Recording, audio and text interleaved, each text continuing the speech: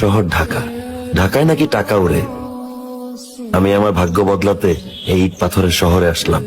জানি না কি করব, কোথায় থাকবো, তবে আল্লাহ ভরসা। হ্যালো, আসসালামু আলাইকুম। ওয়ালাইকুম আসসালাম। আপনাদের কি রুম ভাড়া দেওয়া হবে?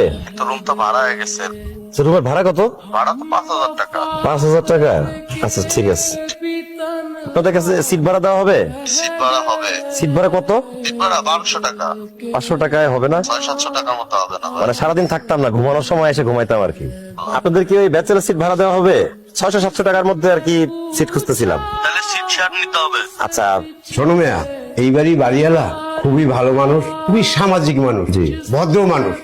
এই ম্যাচে কোনো মেয়ে খুশ করে নিয়ে চললে গেন না। জি না। এরকম কাজের বউ আছে, ওই বুয়ার দিকে আবার কখনো নজর টজর দিয়েন না, এবং পিছন দিয়া ফুসকিল আবার ধরেন না। অসম্ভব।